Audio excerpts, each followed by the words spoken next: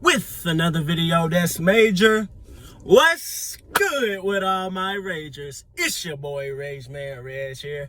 I got another video for y'all on this chilly Friday evening, man. Today, first off, man, today been pretty good. You know, it's the end of the week, so that's a plus. Class went well. Only had one class. I got a lot done today. Before the class and after class, I just got back from treating myself. You know what I'm saying, man? Had to cop me some more gear. This right here, I've been had this. This is an investment for when the Nets win the championship. Y'all see this right here? Y'all see that number 11? The number 11 mind activation, the twin pillars, boy. That's Kyrie right there, man. That's Kyrie right there, man. Don't slander that man. Don't slander that man's name. But anyway, man, this video right here, I'm excited about this, man. I put in some work for this one. This video right here is the first installment of Untold Hood Stories. This one right here, man. This one is, dude, I'm really emotionally invested in this, bro, because I'm from St. Louis. I knew about it. I didn't know about it too deeply, but I just started doing my research on it, and this shit is crazy, bro. It's fascinating. So this video might be a little lengthy, but if you really enjoy learning, especially if you from St. Louis and you want to learn about the history of St. Louis, man, and you want to get entertained, bro, watch this video. Watch it through, man. And I'll let y'all know at the end. Just watch the video, man. So this video, this first installment of Untold Hood Stories is going to be on the Pruitt-Igoe projects.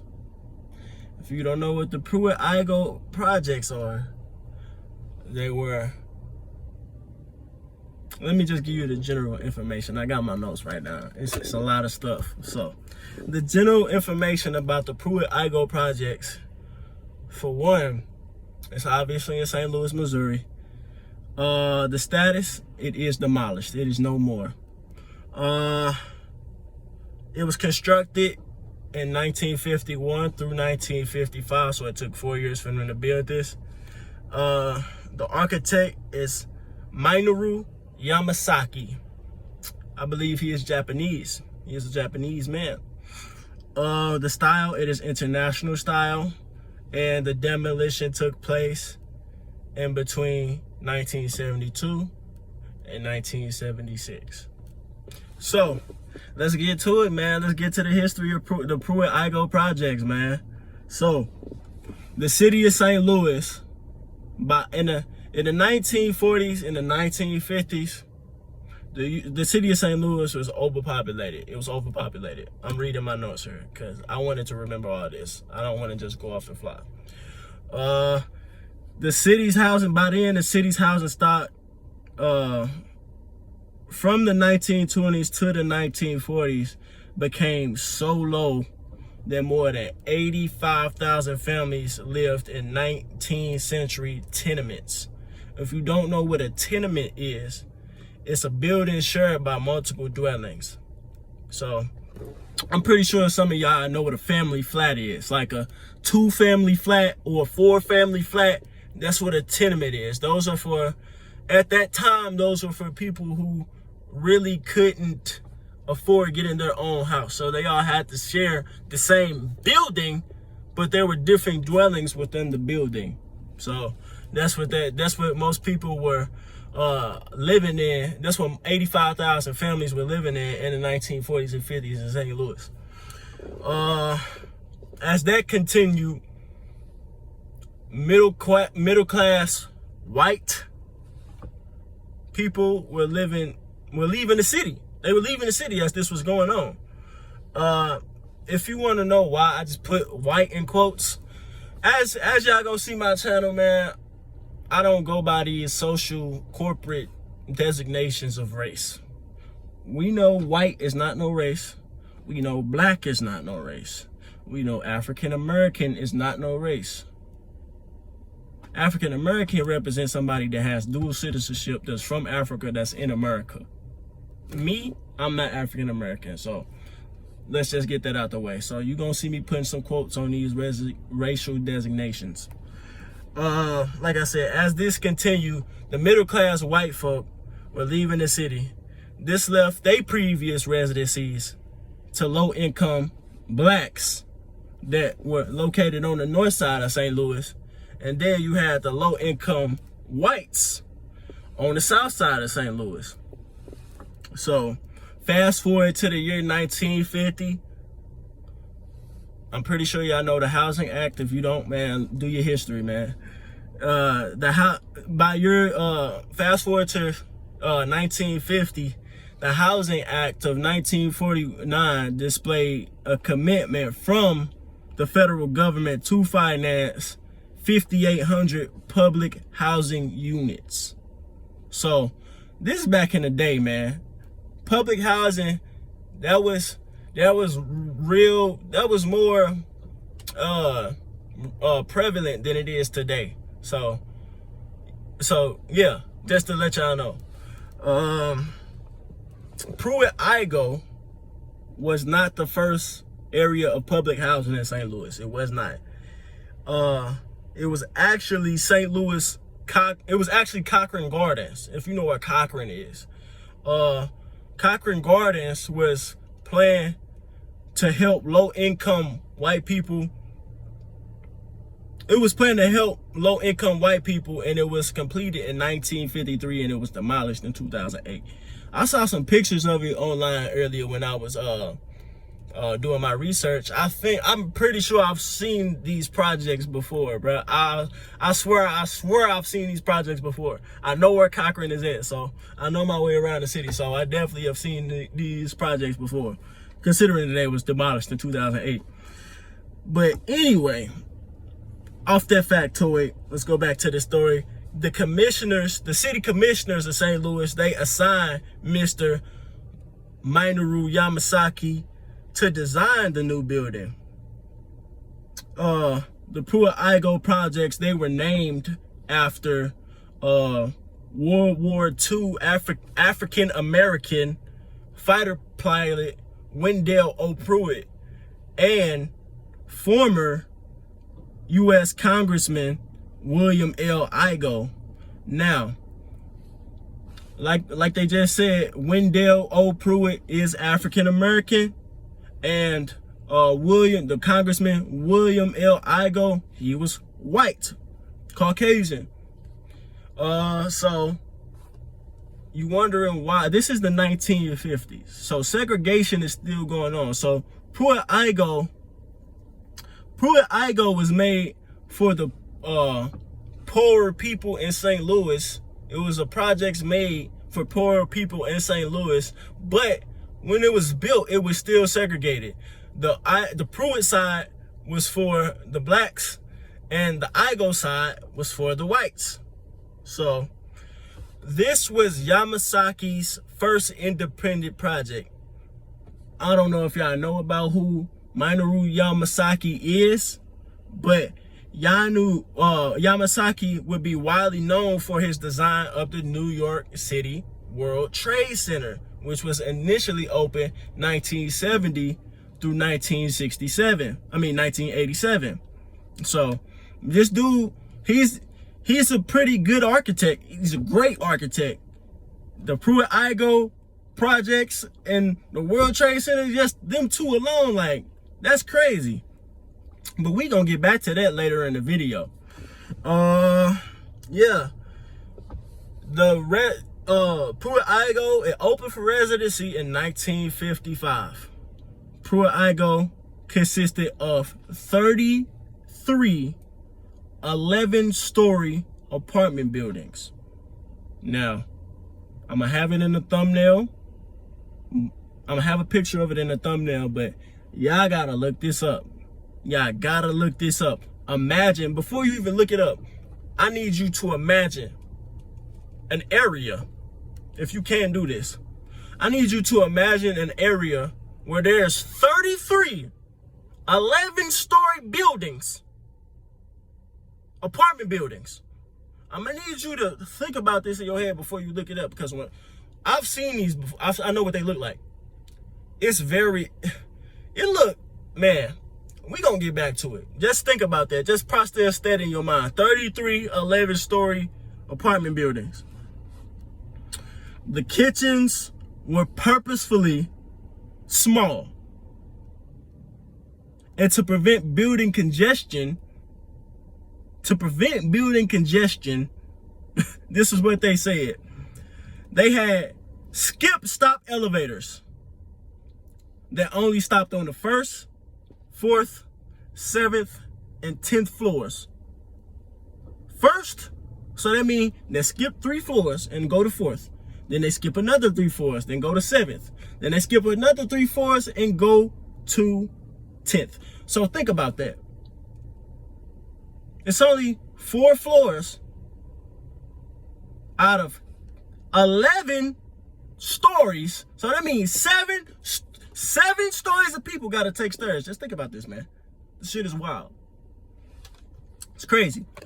But yeah, you know what I'm saying? Like, the appliances were small. They said they fucking window sills would just fucking be destroyed just by the blow of the wind. Their cabinets were made by the thinnest of plywood. The doorknobs would fall off. The building was fucked up, man. It was fucked up. But let's get on back to this story, man. All the buildings in total cost $36 million.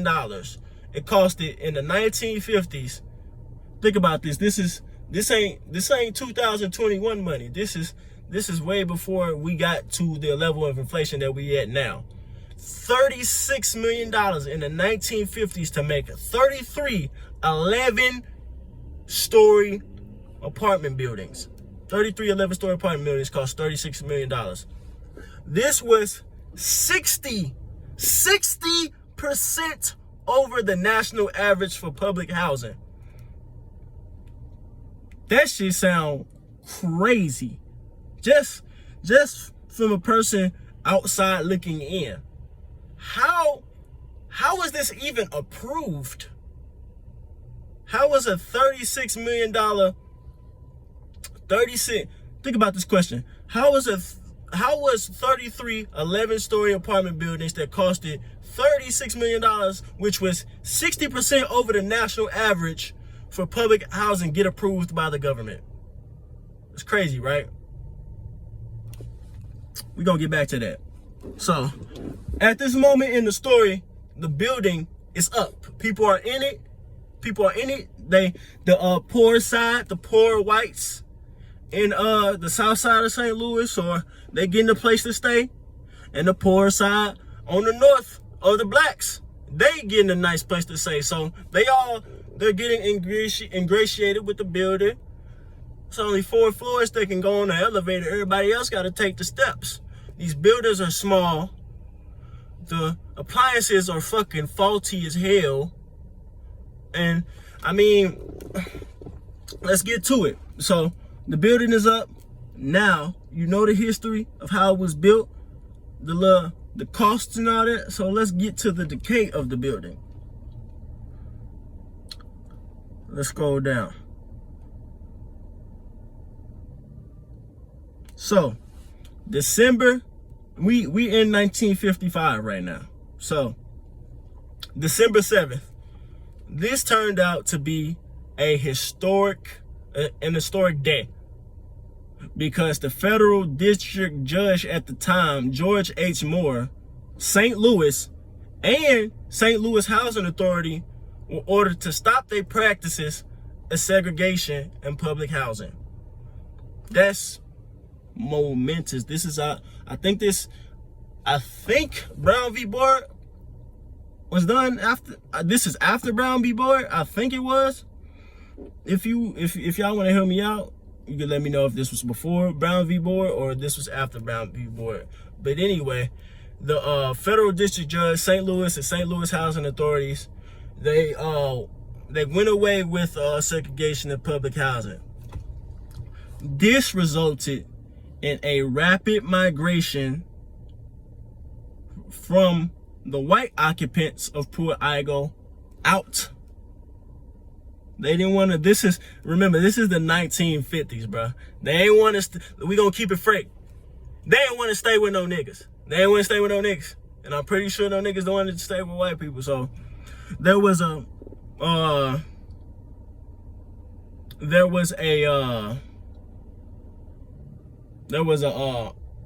rapid migration of the white occupants out of Pruitt-Igoe. So it eventually became primarily black residents in these projects.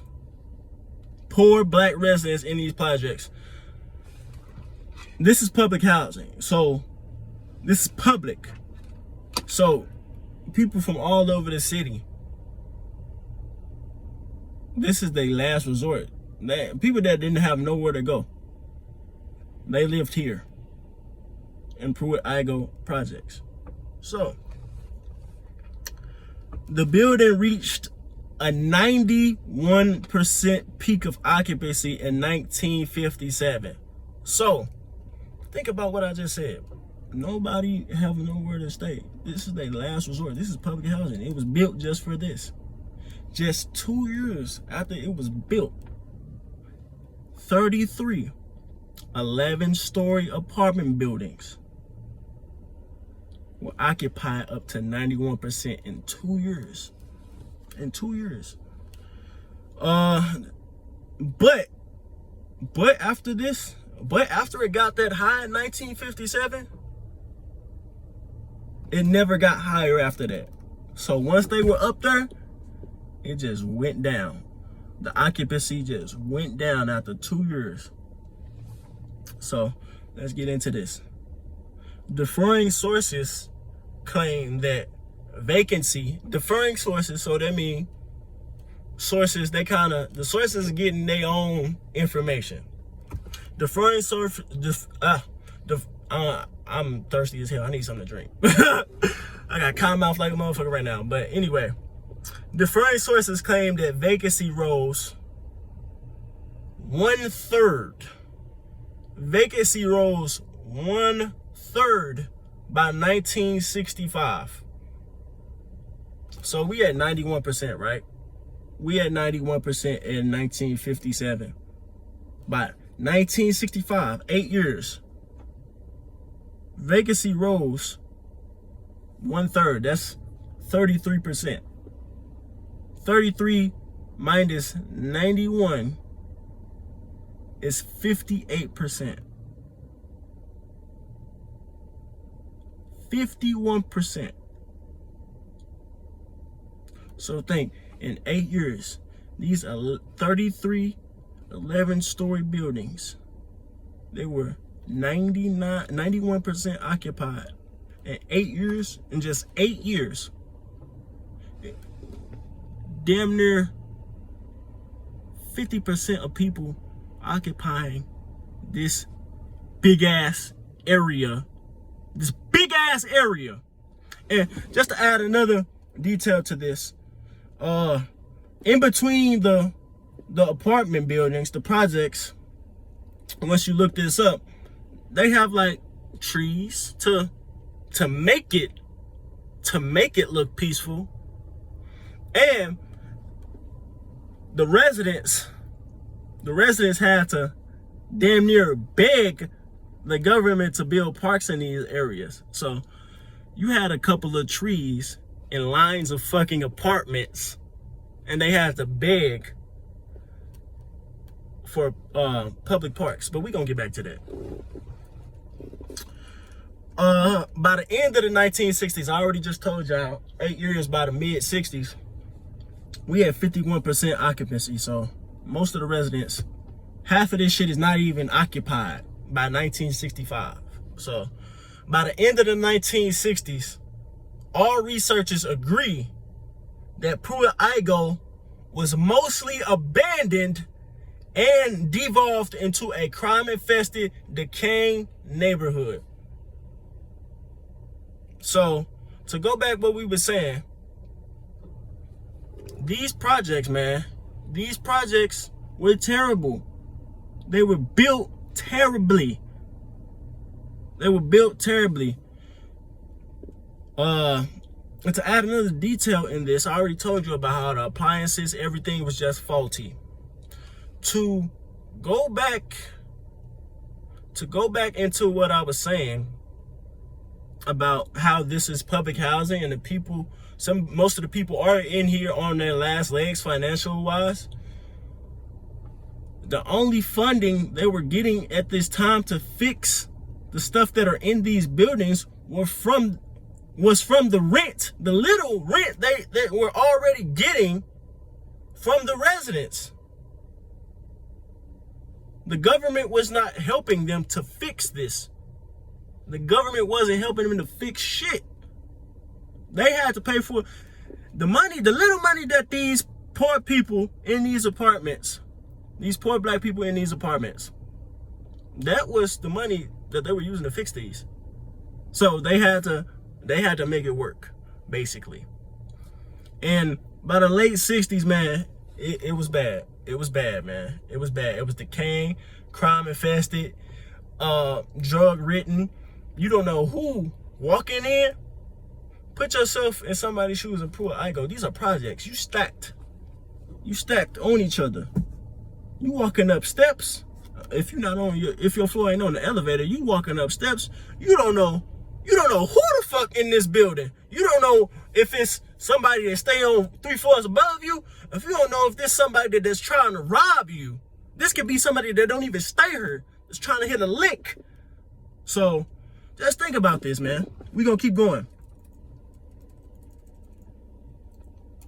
Like I said, proper upkeep of the building was cited by a lack of funding to pay for the necessary work said local authorities. So if you want to go on YouTube, man, look some of these videos up. They got videos of Pruitt. I'm gonna put some in the link. In the description below. You look at some of these videos, man. You got some of these residents in the 1960s talking about this, man, and it just, bro, they were not getting help from the government. They were not getting help from the government. They were left hanging. They were left hanging. The local authorities said a lack of funding to pay for the necessary work to fix this was not given. So let's keep going. We in the late 60s right now. We in the late 60s right now. In 1971, we in the late 60s right now. So damn near 50. We just getting lower and lower and lower. By 1965, we had 51%. 5 years, that was 8 years. 5 years, we just gonna keep going down. So we in 1971 right now. 51%. 51%. We like right here. This 91. This 91. 91 minus. Yeah, 58%. We had 58%. In 1971, 600 people were housed. 600 people were housed in 17 buildings, while the other 16 were boarded up. Dude, man, me reading this is crazy, bro, to think about, bro. I'm gonna say this again. It's gonna be a motif throughout my video. 33 11-story apartment buildings. This takes a lot of space. This takes a lot of space. We gonna go up real quick. Let's go up. To be specific, to be precise, this area is 57 acres. The density of this 57 acres is 50 units per acre. That's 50 units, 50 apartment units every 1 acre. So In 1971, there's 600 people in 17 buildings. This is a fucking ghost town. This is a town by itself. No help. In the wintertime, no heat. People are freezing. Poor. No food. The water system, trash. Wintertime, pipes busting, sewage running through the hallways. Crazy. Let's keep going, man. Let's keep going, man. This is 1955. 16 years in, this is breaking down. This whole project is breaking down. So let's keep going, man. With the Department of Housing urging residents, the Department of, so people know this. People already know. The Pruitt-Igoe projects, this was a big project. People were saying, the city of St. Louis was excited. This got international coverage. This was looked at as a good thing. It was called, when it first was built, it was called the penthouse for poor people. It was called the penthouse for poor people. That was one thing that it was described as. So people were aware of the decrease of the problems that were going on in this building. The Department of Housing was urging residents to leave since 1968. So I told you about how in the 8 years, 1955 to, hold on. In the 8 years of 1955 to, hold on. Anyway, in the 8 years that percentage decreased 33%, they already knew. They was like, okay, man, we know this not working, but if y'all want to stay here, stay. You don't got nowhere else to go. Just stay here. So they was urging people to leave since 1968, but nobody had nowhere else to go. Some people didn't have nowhere else to go. Some people had enough money left in their pockets to go somewhere else. It was I think it was another public housing right off there. Right off there. They were not as big, but they were smaller and less crime ridden. So people had where some people didn't have nowhere to go. So, but anyway, the Department of Housing was urging residents to leave Pruitt-Igoe in the last 3 years. December 1971 comes. State and federal authorities agreed it's time to demolish this. To demolish the Pruitt-Igoe buildings with explosives. So December 1971, the green light is put on to demolish these buildings. It's not working. They gotta go. Officials did consider, though. The city officials did consider a rehabilitation technique for these buildings, because over that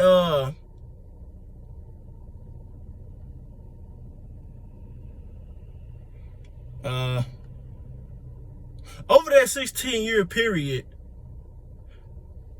a total of $57 million was spent on this project.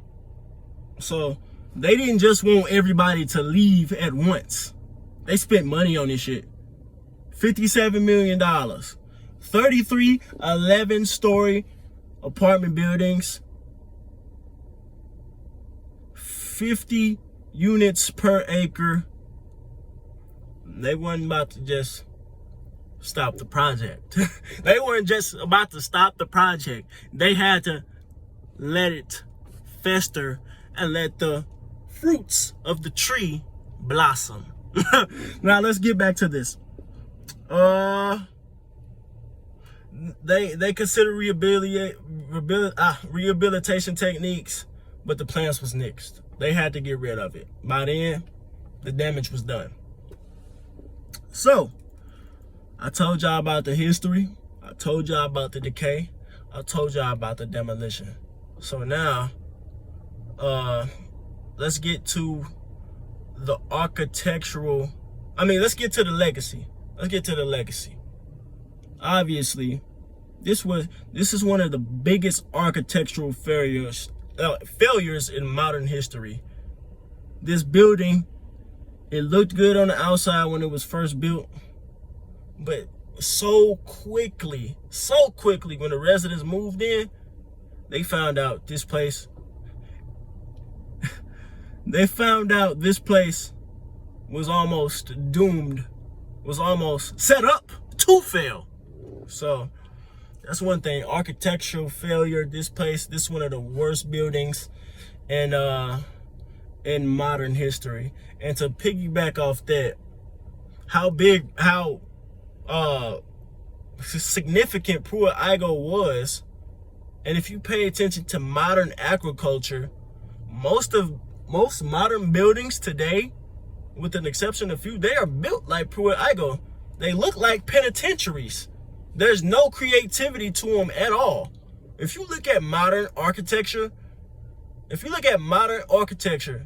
most buildings look like penitentiaries, bro.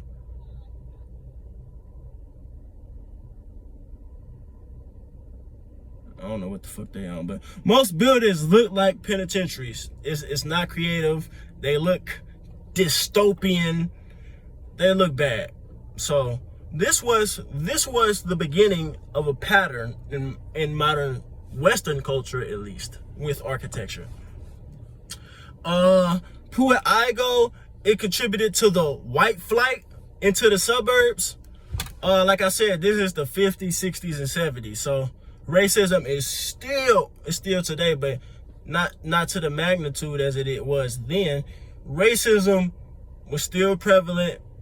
Pruitt-Igoe just caused white flight into the suburbs. So if you're from St. Louis, you know that St. Louis is highly segregated in multiple areas.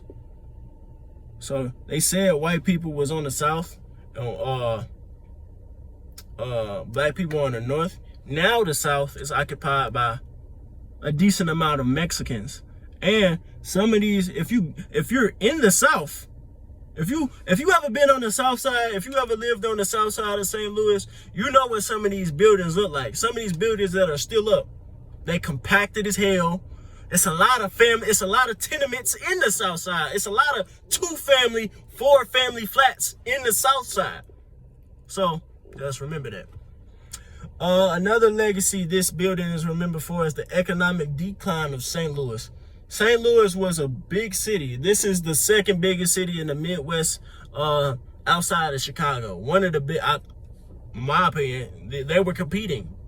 But you know, with the 1920s came World War II, the Great Depression, the integration of women in the workforce, the dissolution of the nuclear family in the black community, man. So St. Louis was just, gentrification wasn't even an option. This how bad the economics got in St. Louis. White people wasn't moving into houses in black communities. They were moving out. They were moving away, period. They were moving out of the city. This how bad economics got in St. Louis, the 1950s. The 1920s all the way to the 1970s. We were populated over 1 million people. But now I think we're in the 100,000s now. So that's another thing that you can remember from Pruitt-Igoe.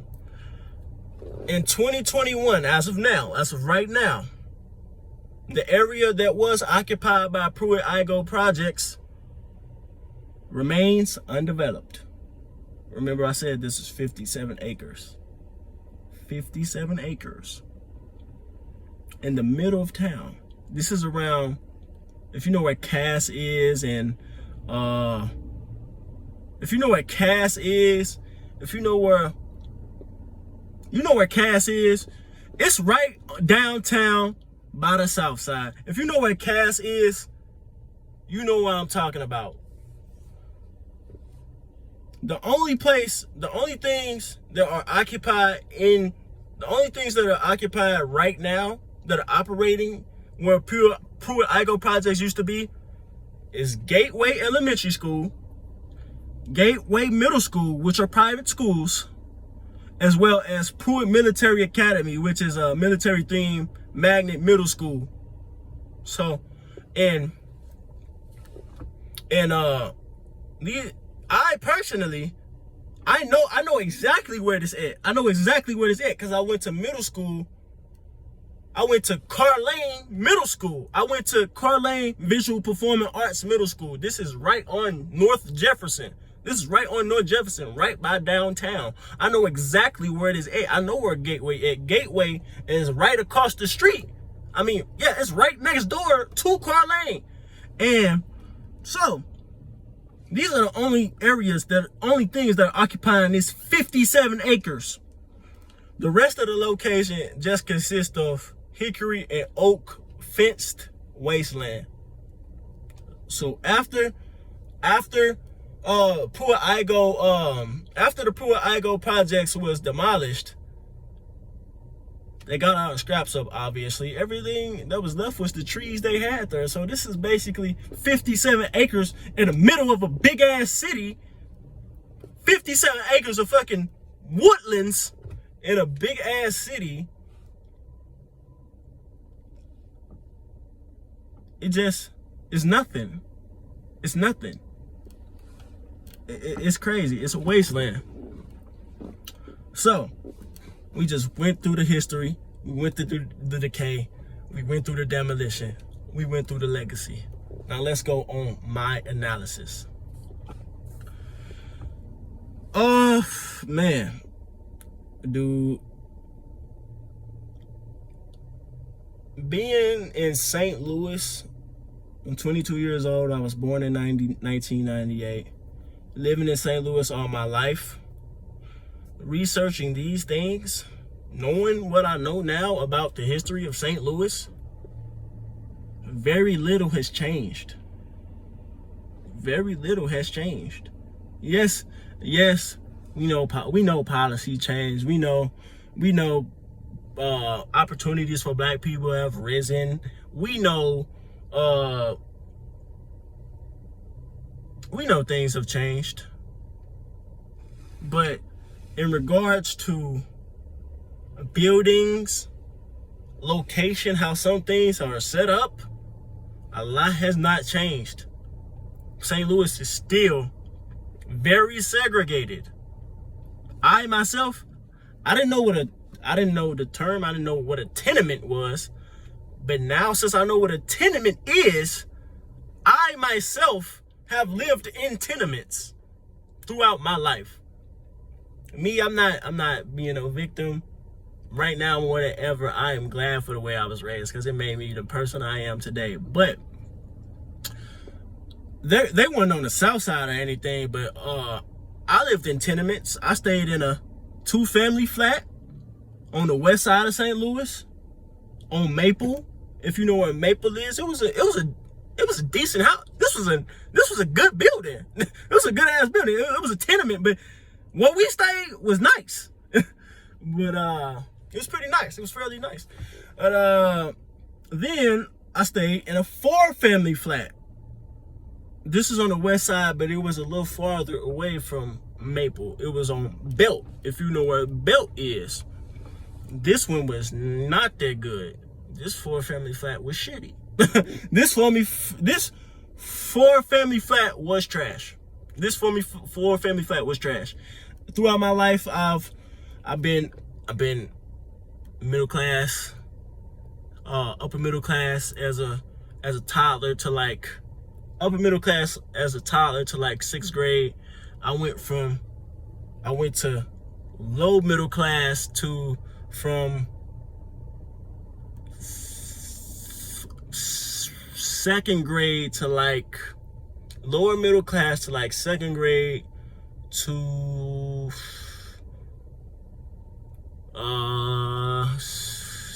I'ma say to like 2nd grade all the way to like high school.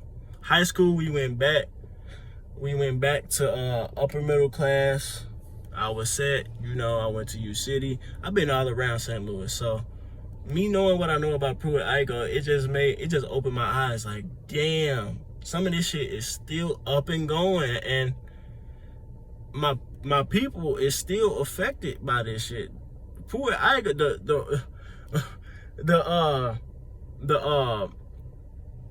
the vestiges of Pruitt-Igoe and these projects and these family flats, they are still up now, and people still living in these old ass brick houses bunched up on top of each other, and it's terrible. But now we off that.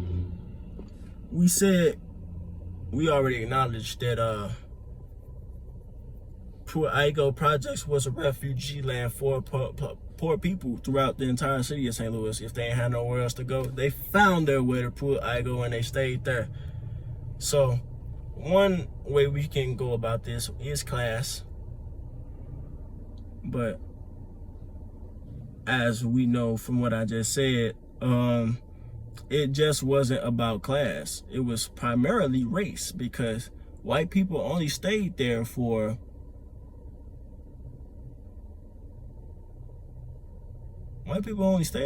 probably a max of 3 to 5 years. So while it was a class, I think it was a class dynamic here. I think it was a race dynamic too, because like I said, St. Louis was a big city. It was a big city. Millions of people stay here. Millions of people, including white people, stay here. And a lot of people were staying in these flats, man, and they built these projects. It was whites and blacks, but they had to, they built it up. People in it. White people move out after the segregation.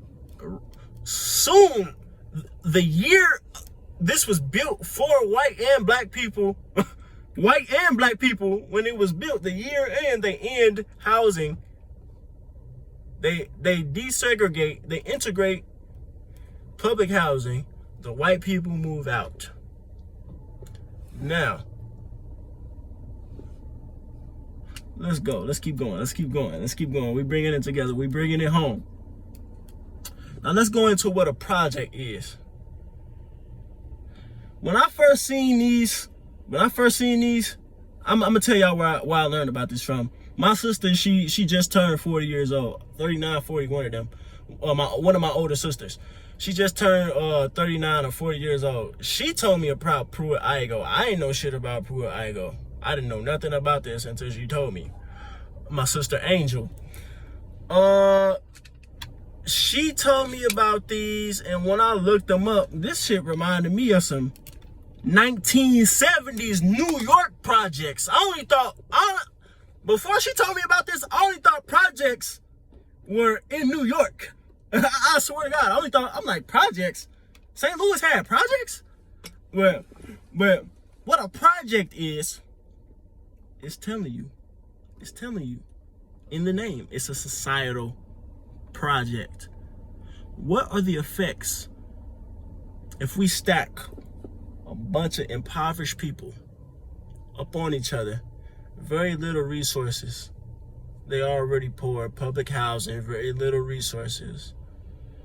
We're gonna intentionally build this faulty ass building, these skip-stop elevators, these faulty windows, these faulty water pipes, the sewage. Let's see what happens. Let's see how crime rises. Let's see how drug use rises. What a project is in the title. And this reminded me of when I saw this shit, this reminded me of some 1970s American gangster shit, for real, bro. Like, big ass projects. They look, it's really depressing. They look, dude, you just gotta look it for yourself. I wouldn't want nobody to stay in no projects. That's why they not really, some do still exist and they still occupied, but they not as prevalent as now, bro, because the project is done. Look where black people at now, as compared to the 20s and the 30s, where the family was still together, and look where we at now. The project is over. At least from that perspective, the project is over. So that's what a project is. It's a societal project. So that's why it's called projects. So who is Minoru Yamasaki? Now, I told y'all this was his first big project. This was his first big individual independent project, was the Pruitt-Igoe apartments. So we told you that this guy international news. He's Japanese. He built the Pruitt-Igoe. He built the Pruitt-Igoe projects with all the history we just found out, and he's world famous for building the World Trade Center. So my question is, who is this Mr. Yamasaki?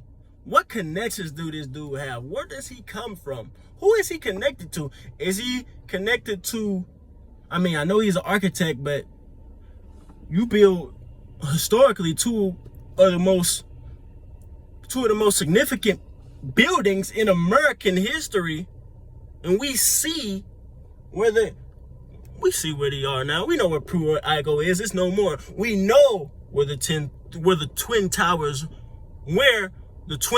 are now. And we know what happened to the Twin Towers even before the year of 2001. So my question is, who is Minoru Yamasaki, and what were his motivations? Who influenced him to do this? That's my question. I want y'all to let me know. Who is this person? He gotta be well connected. The locale. Another thing in my analysis was the locale and the outlook amongst residents. Like I just told y'all what a project is. So a project ain't finna be it ain't finna be Disneyland. It ain't finna be peaches and cream. This is a project. They trying to see how stuff looks. So imagine how these apartment buildings look. There's only trees in the space, trees, parking spots, and another building right in front of you, parallel to your back, parallel to your front. There's only buildings. There's a couple of parks and a couple of trees. One's outlook on life is affected by where they at. If you don't see nobody but stacks of people on top of you, you don't got no type of privacy. You got a person over here, a person over here, a person over here, a person over here, a building right here, a building behind here, trees down here, parking lots over here, parking lots over here. It's a little park right here you can go to, that little Reggie can play at. It's nothing else. What do you got to look forward to? I'm pretty sure these people were mentally, psychologically affected by that. I know they were. I mean, I stayed in a dormitory. Dormitories are really built like penitentiaries. I mean, it's a little exaggeration in that, but you know what I mean. So, dormitories, I know. I've been in dorms on campus where you can't see nothing. And it gets depressing. It gets depressing. If you stay in a big ass house with a big ass backyard, big ass trees, sunlight, basketball hoop, you're gonna be feeling good. Like, oh, I got something nice to look at. The locale, the outlook, it's insidious. It was depressing for me to look at. I got kind of emotionally affected just by looking at the living conditions of these people. My people, our people, to some of y'all that's watching. the impact on the city as a whole, man, we already talked about that, bro. Pruitt-Igoe, I mean, World War II, Great Depression, integration of women in the workforce, resulting into the dissolution of the nuclear family. Pruitt-Igoe, for black people specifically, for the sake of this conversation, for black people specifically, I think it was, me personally, my personal opinion, I think it was one of the nails in the coffin to the image of black people in St. Louis, the economic stance we had as families in St. Louis, the crime rate, the drug rate, single parents, poverty that some of us still haven't recovered from. Generations on. This is in the 50s. This is in the 50s all the way to now. Generations on. This is how these projects affected the city. And the crazy thing is, not a lot of people know about this. I didn't know about this until earlier this year. Oh, it might have been last year. I didn't know about this. I didn't know about Pruitt-Igoe projects. But now since I do, and I know my city, I know some of how these buildings look. Some of these buildings are old. Some of these buildings were built in the 50s, in the 60s, in the 70s, in the 80s, in the 90s. I was born in the 90s and I see some of these buildings. I know somewhere on the west. I know somewhere on the west side right now. On Goodfellow and Maple. These are projects. They not tall ass projects. They little short projects. They little short projects. Everybody, it's fenced up. It look like its own community. They all bunched together. And this is I used to stay over here. It's on Kate's, Goodfellow, Maple, if you know where this is. This ain't Disneyland. It ain't the safest around there. So yeah. But yeah, man, this is my first. This is the first installment of Untold Hood Stories, man.